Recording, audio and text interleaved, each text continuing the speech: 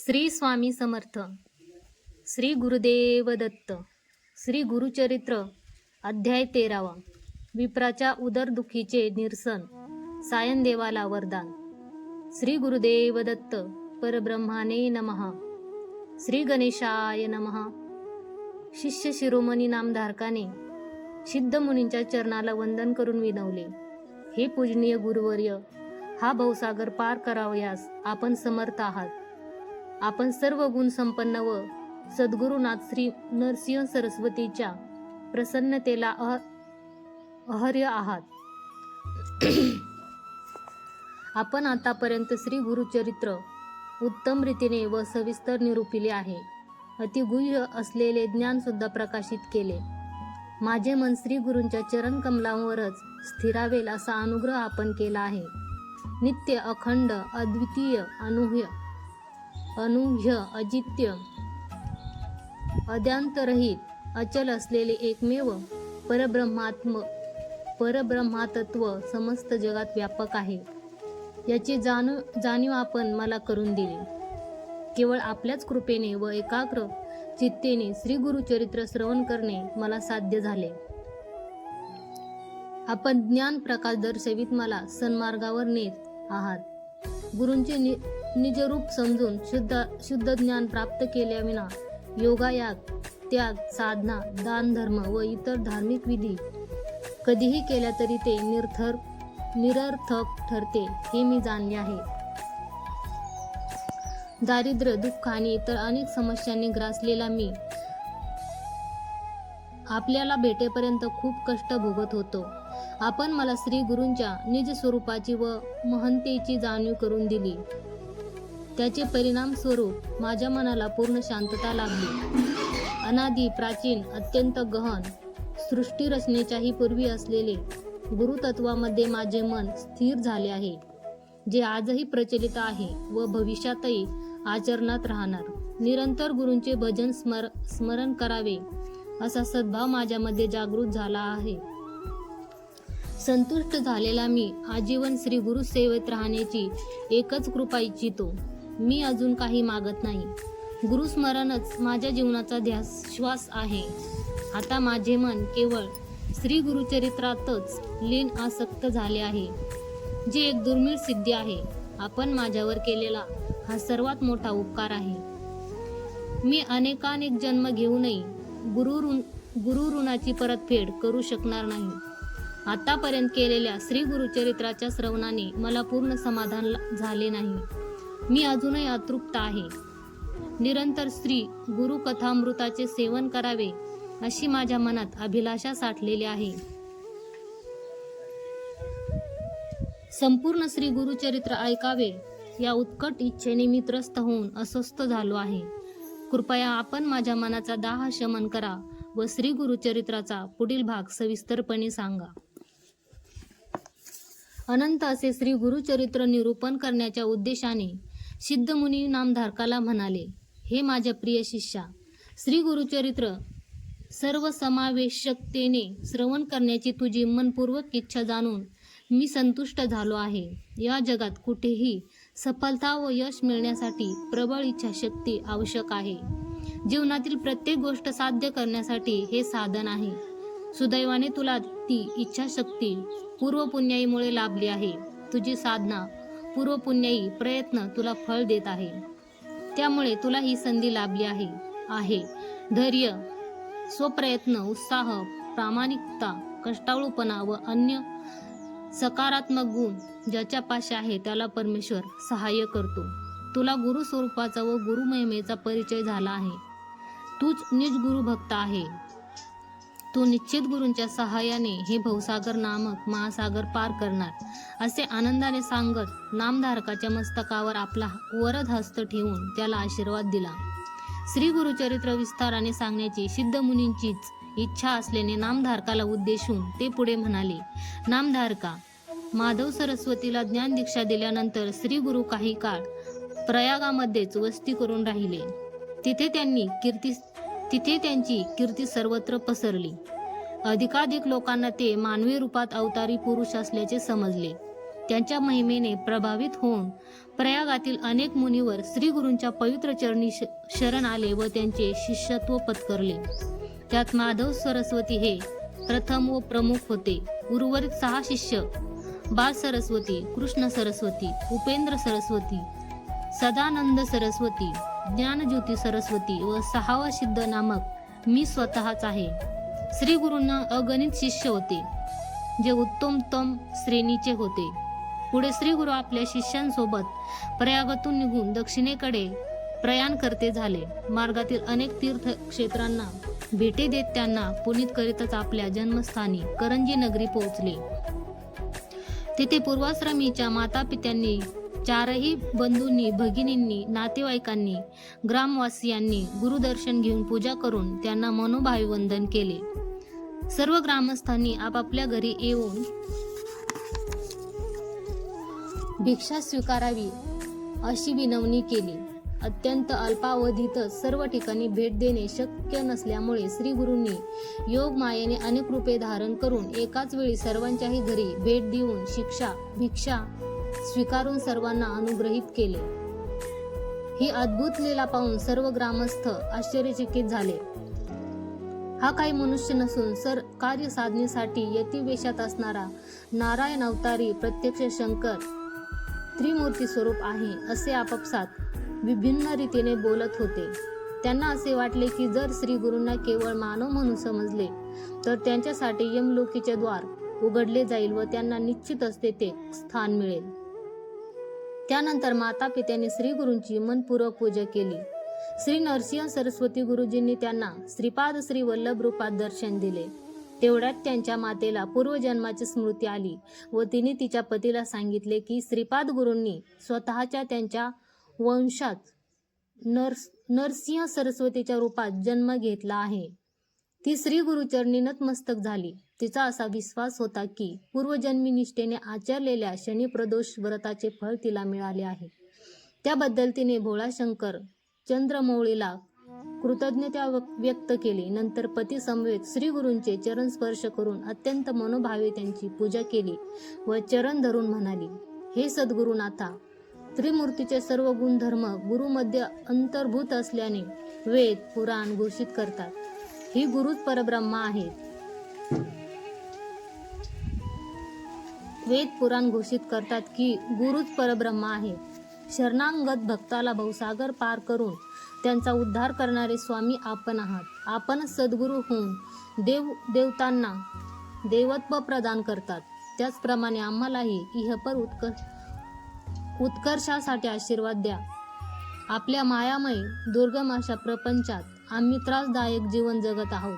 कृपया आम्हाला भिकर जगात ढकलू नका. या ऐहिक तथाकथित जीवनात सुखासारखे दुसरे काहीही नाही. आम्हाला परमार्थाचा मार्ग दाखवण्यासाठी दयाळू व्हा. आम्ही या सांसारिक जीवनाला कंटाळलो आहोत. आम्हाला या प्रपंचात वास्तव्य पुरे. कृपया परलोकी पोहोचण्याच्या मार्गाबद्दल आम्हाला प्रबोधन करा व भवसागरातून पार करा. श्री गुरूंनी मातेला सत्य कथन केले, हे माते, ज्या पुण्यवंत माता पित्यांचा पुत्र संन्यासाश्रम स्वीकारतो त्यांच्या 42 कुळांचा उद्धार होतो. ते सगळेच निरंतर ब्रह्मालोकात वास करतात. हे शास्त्र सिद्धांत आहे. यावर विश्वास ठेवा. तू तुझ्या पुत्रपौत्रांसह सुखाने जगशील व शेवटी श्री काशी क्षेत्री जाऊन राहशील. तुमच्या अविद्येचा नाश होईल व अंततोगत्वा तुम्हाला निश्चितच मुक्ती मिळेल. आयुष्यात तुम्हाला कोणत्याही प्रकारची कमतरता भासणार नाही. तसेच अंतिम क्षणापर्यंत कोणताही त्रास व चिंता न भोगता तुम्ही आनंदाने जगाल असे आश्वासनही दिले. त्या क्षणी श्री गुरूंची भगिनी रत्नाई श्री गुरूंना नमस्कार करून त्यांना विनवू लागली, स्वामी, तुम्ही मला आत्ताच या मायामय संसारातून वर उचलून माझा उद्धार करा. मला अन्य मार्ग सापडत नाही. या जगात देह, धन, जन इत्यादी काही उपयोगाला येत नाही. तुम्हीच मला भावबंधनातून मुक्त करावे. बंधनाला कारणीभूत असलेली आसक्ती व स्वार्थ भाव माझ्यापासून दूर करून संसाराच्या जाळ्यांतून मला मुक्त करा. विरक्त भावाने आपल्यासोबत तप आचरण्याचा माझा मानस आहे. त्याला अनुमती द्या. मी आपल्यासोबत येणार आहे. तिच्या प्रार्थनेला मान देत श्री गुरूंनी तिला समजावले, हे रत्नाई, लक्षात ठेव, स्त्रियांना पतीच परमेश्वर असतो व पतिसेवा हे सर्वस्व आणि सर्वोच्च धर्म असतो. तिला इतर कोणत्याही आध्यात्मिक साधना, तपश्चर्या, नामस्मरण इत्यादींची आवश्यकता नसते.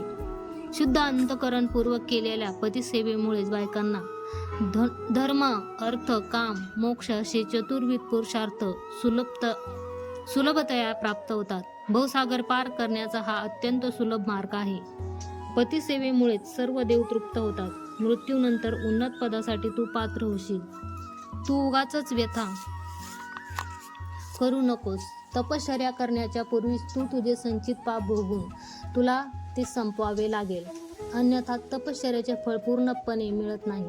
तेव्हा रत्नाईने श्री गुरूंना मूर्छा केली. हे गुरुनाथा, आपण भूत, वर्तमान आणि भविष्य जाणणारे महाज्ञानी आहात. मला माझ्या संचित पापांविषयी समजून घ्यायचे आहे व त्याबरोबरच त्यांच्या परिहारासाठी उपाय सुद्धा जाणून घ्यायचे आहे. तसेच मला ब्रह्मज्ञानाविषयी प्रबोधन द्या. श्री गुरूंनी शांतपणे तिच्या साऱ्या शंकाचे निरसन करण्यासाठी म्हणाले,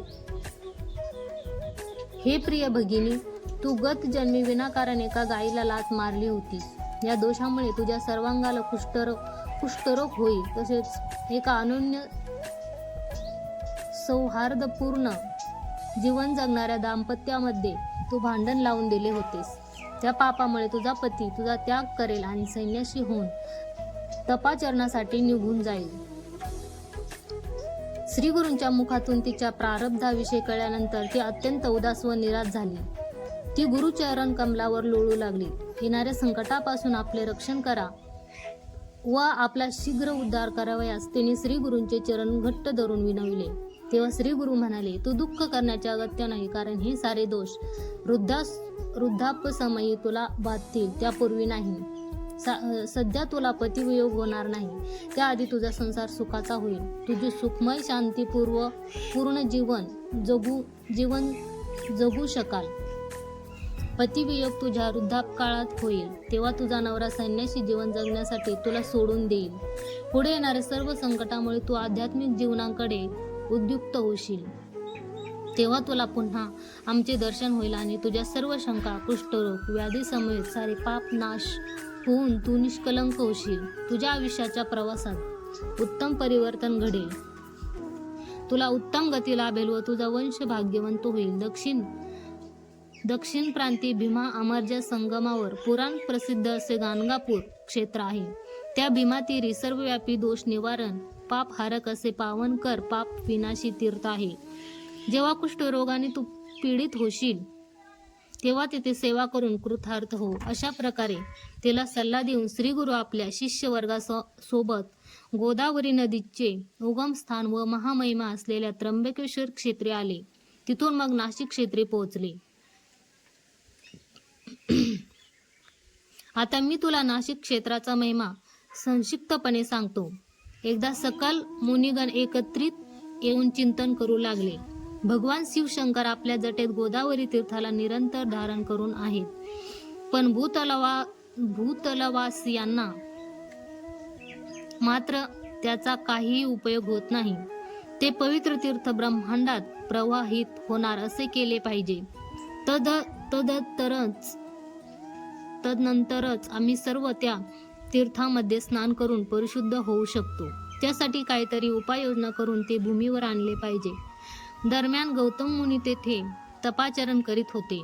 प्राचीन काळी ऋषी मुनी उपजीविकेसाठी आपल्या आश्रमाजवळ असलेल्या जमिनीवर प्रांतकाळी भात पेरून आपल्या मंत्र सामर्थ्याने ते उगवून त्याद्वारे तांदूळ तयार करून मध्यान्ह समय स्वयंपाक करून त्याचा स्वीकार करीत असत. महातपस्वी ईश्वराचा परमभक्त ऋषी श्रेष्ठ गौतम मुनी देखील उपजीविकेसाठी तीच कार्यपद्धत अनुसरण करीत होते. त्या सर्व मुनींनी असा निर्धार केला की शिवशंकराच्या जटेत प्रवाहित होणाऱ्या गोदावरी नदी ते काही भूमीवर आणू शकत नसल्यामुळे ईश्वराचा परमभक्त असणाऱ्या गौतम मुनींची सहाय्यता घ्यावी. ते देखील सहज साध्य नाही असे त्यांना वाटले. त्यांना असे वाटले की भोळा शंकर भक्ताधीन असल्यामुळे जर त्यांनी महाज्ञानी गौतम मुनीवर संकट आणून त्यांच्याकडून पापकर्म घडवले व पाप परिहारासाठी परशिवा प्रत्यर्थ तपाचरण करून परशिवाच्या वर प्रसादाने गोदावरी नदीला भूतले आणले तरच त्यांना त्या नदीचा उपयोग होणार. त्यांनी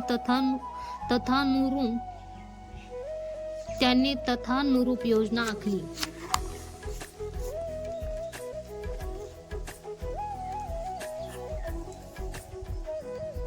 उदरवरेत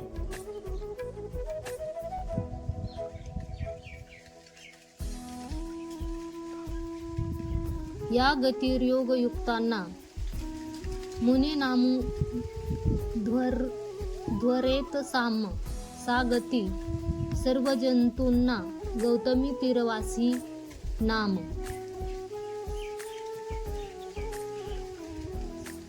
उदरवरेत आसन घालून योगाभ्यास करून विधियुक्तपणे कोटी वर्षापर्यंत तपाचरण करून जी गती मुनी प्राप्त करून घेतात तीच गती या गौतमी तटवासियांना मिळते असे शास्त्रवचन आहे. म्हणूनच मुनींना असे वाटले की त्यांनी कसेही करून गौतम ऋषीवर आपत्ती आणून त्याला सुदीर्घ काळ तपाचरण करायला लावले, जेणेकरून गोदावरी नदी भूतलावर येईल. असे चिंतन करून एका कुशद्वारे धेनू व वासराची सृष्टी केली आणि त्यांच्यात मंत्र सामर्थ्याद्वारे प्राण भरून त्यांना गौतम ऋषींच्या शेतात गवत चारायला सोडले. त्यावेळी गौतम मुनी आपल्या नित्यकर्मानुष्ठात निरत होते. त्यामुळे गायींना हाकलून देण्यासाठी उठून येणे शक्य झाले नाही. त्याने आसनस्थ स्थानावरूनच एक कुश अभिमंत्रित करून त्याचे शस्त्रात रूपांतर केले व त्या धेनूवर त्यांचा प्रयोग केला. वज्रास्त्रा समान असलेल्या त्या शस्त्राघाताने धेनू मृत्यूवत झाली. त्यामुळे गौतम मुनीला गोहत्येचे पातक चिकटले. हा विषय जाणून सर्व ऋषीगण आपले कार्य साध्य करण्यासाठी गौतम मुनीपाशी म्हणाले, हे गौतम ऋषी, गोहत्या केल्यामुळे तुम्हाला गोहत्येचा दोष लागला आहे. दोषमुक्त व्हायला परशिवाने धारण केलेली गोदावरी नदी तुम्ही भूतलावर आणली पाहिजे. आम्हाला असे वाटते की हेच योग्य प्रायश्चित्त आहे. गोहत्या पातक निवारणार्थ अन्य पर्याय नाही. ऋषीवर्याचा सल्ला गौतम मुनींना उचित वाटला. लगेच ते तपाचरण करायला सिद्ध झाले. त्यांनी शिवप्रत्यर्थ 1000 वर्ष तपस्या केली. त्यावर प्रसन्न झालेल्या परशिवाने गौतम मुनींची प्रार्थना मान्य करून सकल जीवराशींच्या उद्धारार्थ व मुनिजनांच्या पापप्रक्षालनार्थ जटेमध्ये धारण केलेली गोदावरी भूलोकी पाठवली. त्या पवित्र गोदावरीत स्नान करून गौतम मुनींनी गोहत्येचे पाप धुवून घेतले. अशा प्रकारे गौतम मुनींच्या तपफळामुळे गोदावरीला परोपकारासाठी भूमीवर आणले गेले. म्हणूनच गोदावरी गौतमी गंगा या नामभिधानाने प्रख्यात झाली.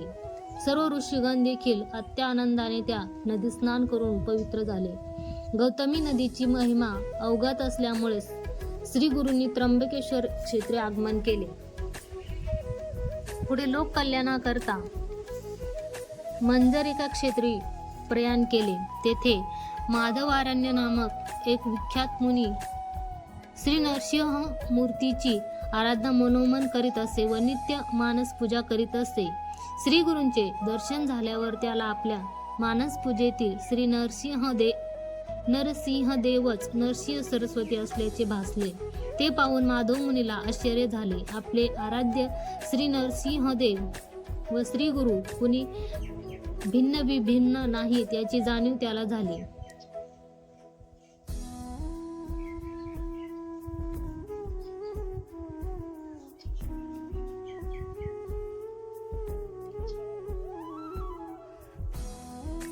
यत दिव्य पादद्वयम् एव साक्षात् अधिष्ठित देवनदी समीपे य उत्तरे तीरनिवासी रामो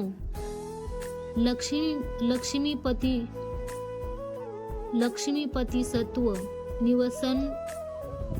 निवसंस नित्यम. राम नामक लक्ष्मीपतीचे दिव्य चरणद्वय गोदावरीच्या उत्तर तटाजवळ प्रत्यक्ष स्थिर वास्तव करून आहेत. आपणच राम नामक लक्ष्मीपती आहात अशी हर्षभरी स्तुती माधवाने केली. तेव्हा श्री गुरूंनी माधवारण्याला आनंदाने सांगितले, हे माधवा, अत्यंत मार्ग स्थिती मार्ग रूप अत्यंत योगाधिकारतत्व कारतत्वम मार्गच्च विचिन्वतो मे मार्गोदय माधव दर्शने ते. योगामध्ये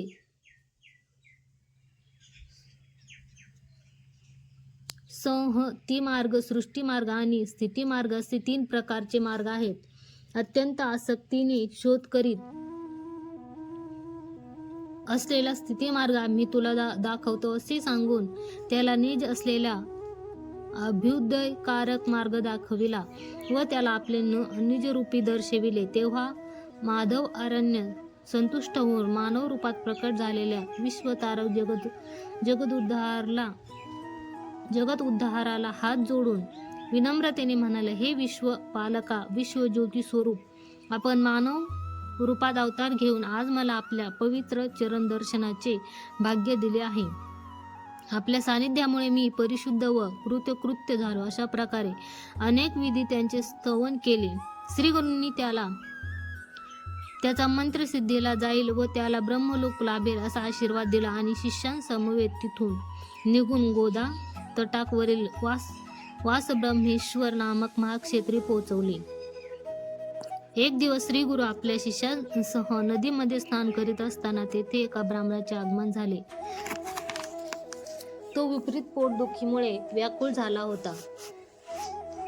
तीव्र वेदना सहन न झाल्याने तो नदी तीरावर लोळत दुःखावेगात आत्महत्या करण्यास उद्युक्त झाला होता. पोटात अन्न घेतले की त्याला प्राणांतिक असह्य वेदना व्हायच्या.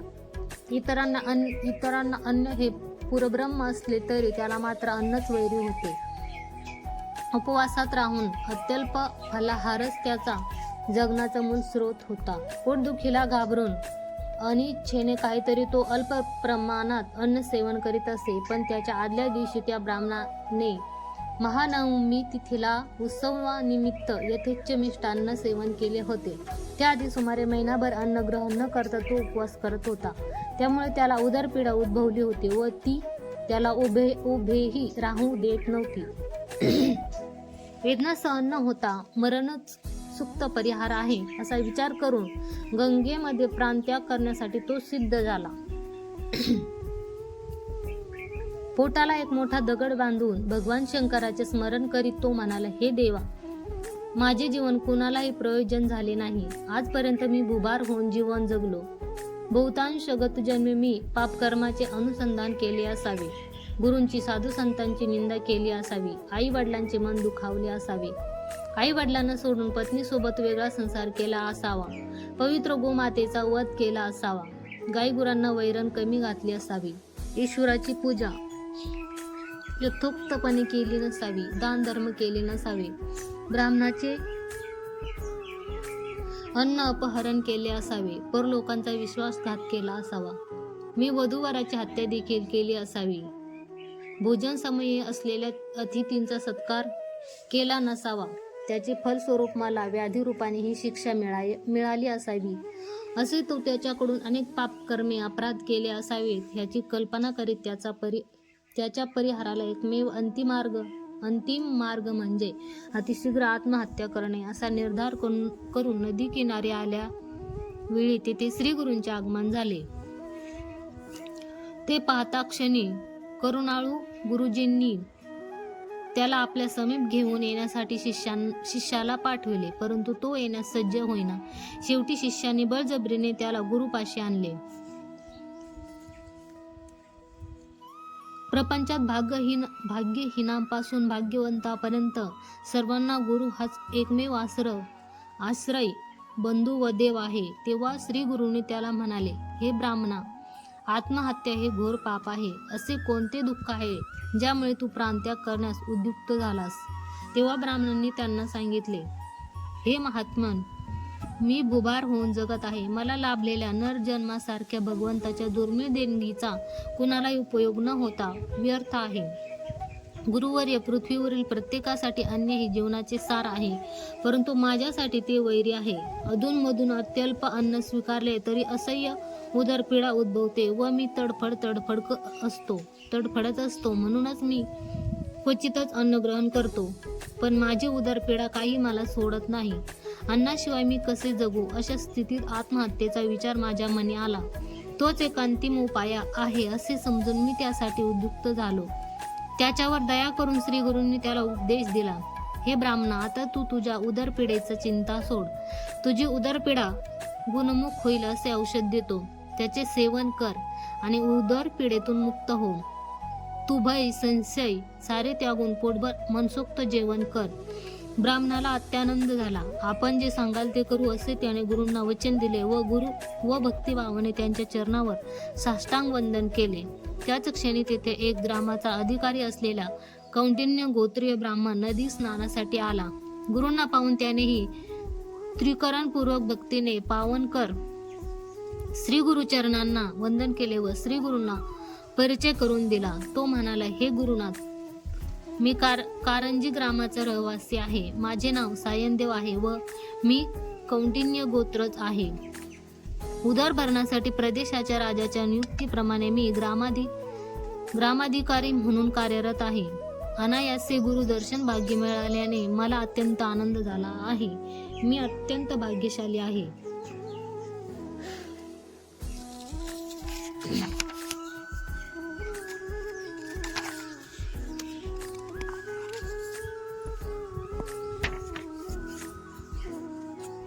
गंगा पाप शशितापदन्य कल्पत रुस्तथा पापन तापच्च दैन्यच्च हरेत श्री गुरु दर्शनात. गंगा दर्शनाने व गंगेत स्नान केल्याने पाप नष्ट होते. चंद्रमाचे दर्शन मात्रे तापाचे हरण होते. तसेच कल्पतरूच्या दर्शनाने दैन्यता निघून जाते. पण श्री गुरूंच्या दर्शन मात्रे ही तीनही पूर्णपणे निघून जातात. किंबहुना माझ्या जन्माजन्मांतरीचे दुष्कर्म धुवून गेलेत. मी धन्य झालो, पुनीत झालो. मला चतुर्विध पुरुषार्थ प्राप्त झाले अशी भावना व्यक्त केली व पुन्हा श्री गुरूंच्या पदकमलावर नतमस्तक झाला. तेव्हा श्री गुरु त्याला समीप बोलावून म्हणाले, अरे सायनदेवा, येथे हा ब्राह्मण अत्यंत भीकर अशा उदरवेदनेने त्रस्त आहे. त्याच्या परिहारासाठी आम्ही एक औषध सांगतो. आता भुकेलेल्या ह्याला तुझ्या घरी घेऊन जा आणि त्याला यथेच्छ मिष्टान्न भोजन घाल. तुझ्या घराचे अन्न ग्रहण करता क्षणी तो त्याच्या व्याधीतून मुक्त होईल व तू कष्टक्लेशापासून मुक्त होशील. भयभीत झालेल्या सायनदेवाने श्री गुरूंशी विनंती केली, हे सद्गुरू राया, मला ह्या ब्राह्मणाचा इतिहास माहीत आहे. ही व्यक्ती तीव्र उदरपीडेने तळमळत आहे. जर भोजनानंतर हा मरण पावला तर ब्राह्मण हत्येचे पाप माझ्यावर येईल. तो कळवळून तशी आज्ञा न देण्याबद्दल विनवू लागला. नंतर श्री गुरूंनी त्याला समजविले, सायनदेवा, तू निशंक होऊन त्याला स्वगृहे घेऊन जावेस व त्याला सुग्रास तृप्त होईपर्यंत भोजन घालावेस. तोच तर त्याचा औषधोपचार आहे. त्याला मनसोक्त जेवू दे. त्या क्षणी तो अन्न सेवन करेल. त्या क्षणी त्याचा आजार वेदना नाहीशी होईल. मनातली भीती काढून टाक. श्री गुरूंचे आश्वासन ऐकून सायनदेवाला धीर आला. गुरु आज्ञेचे पालन केल्याशिवाय त्याला गत्यंतर नव्हते.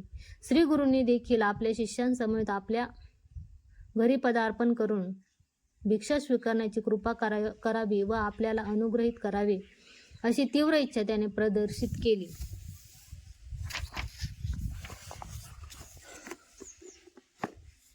श्री गुरुजींनी त्याच्या प्रेमळ आमंत्रणाचा स्वीकार केला. श्री गुरुदेव त्या वेदनेने तळमळणाऱ्या ब्राह्मण समवेतच शिष्यगणांना घेऊन भिक्षान्न स्वीकारण्यासाठी सायनदेवाच्या निवासस्थानी निघाले. सायनदेवाने सर्वांचे स्वागत केले व त्यांचा सत्कार केला. सायनदेव जाखाई दंपतीने शास्त्रोक्तरित्या श्री गुरूंच्या पावन चरणांची पूजा केली. त्या दाम्पत्याने अनुसरण केलेली अतिथी सत्कार क्रम, गुरुभक्ती, गुरुपूजनेचे विधान हे सर्व अनुकरणीय होते. त्यांनी प्रत्येकाच्या पानाभोवती रंगवल्ली घालून अत्यंत प्रेमाने ते सजवले होते. नंतर त्यांनी श्री गुरुचरणावर मस्तक ठेवून वंदन केले व सोबत असलेल्या शिष्यांनाही अभिवादन केले. सायनदेव दंपतीने त्या सजवलेल्या मंडळाचे षोडशोपचाराने विधियुक्त पूजा करून वंदन केले. तसेच सर्व शिष्यांच्या पर्णमंडळाचे विधियुक्त पूजन केले. मग श्री गुरुचरणावर रुद्रसूक्ताद्वारे पंचामृताचा अभिषेक करून त्यांची षोडशोपचार विधानाने पूजा केली. चरणाभिषेकाने तीर्थ संग्रहित करून तो अत्यानंदित झाला होता. नंतर भक्तिभावाने गुरु स्तोत्राचे पठण करून त्या तीर्थाचे पूजन केले आणि श्री गुरूंना वर तीर्थाला गीत वाद्यासहित आरती ओवाळली. नंतर मंत्र पुष्पांजली अर्पण करून प्रीतीने श्री गुरुमूर्तीला प्रदक्षिणा घालून नमस्कार केला. तसेच शिष्यांची सुद्धा पूजा करून पुष्पमंत्र अर्पण केले. सायनदेवाच्या भक्तिभावाला श्री गुरु प्रसन्न झाले आणि म्हणाले, सायनदेवा, आम्ही तुमच्या निष्कपट भक्तीने संतुष्ट झालो. तुझ्यावर आमचे विशेष प्रेम आहे. तुझ्या वंशात जन्मलेले सर्व गुरुभक्त परायण होतील.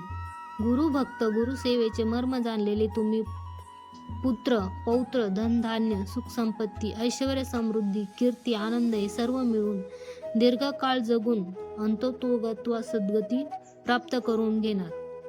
अशा प्रकारे श्री गुरूंनी सायनदेवाला वर देऊन अनुग्रहित केले आणि त्यांच्या उपस्थितीने सायनदेवाचे सदन पवित्र केले.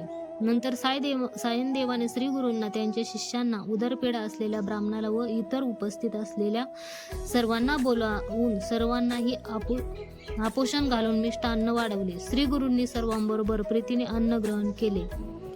उदारशूळ असलेला ब्राह्मण यथेच्छ जेवला व अमिताश्चर्य आजपर्यंत विषतुल्य असणारे अन्न गुरुकृपेने आज त्याचे औषधरूपी अमृत झाले होते. त्याची उदरपीडा लगेच थांबली. तो त्या व्याधीपासून मुक्त झाला. गुरुवाणीचा चमत्कार तसा होता. हे नामधारका, गुरुकृपेचा कटाक्ष ज्या व्यक्तीवर पडते त्याची दैहिक पीडा, व्याधी व जन्मजन्मांतरीचे दोष नाश होतात.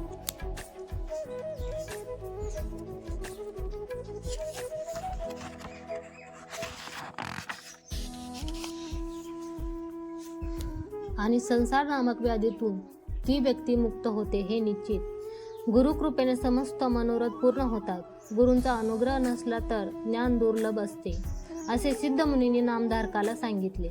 श्री गुरुचरित्र ही सकल कामना पूर्ण करणारी, सर्व काही साध्य करणारी कामधेनू आहे. त्याच्या पठणाने, श्रवणाने मनुष्याचे सर्व दोष निवारण होतात व त्याला अखंड आनंद प्राप्त होतो. भवसागर नामक व्याधीतूनही त्याला मुक्ती मिळते. येथे परम कल्याणकारी श्री गुरुचरित्राचा 13वा अध्याय संपन्न होतो. श्री गुरुदेव दत्त. श्री गुरुदेव दत्त. श्री गुरुदत्तात्रयार्पणमस्तु.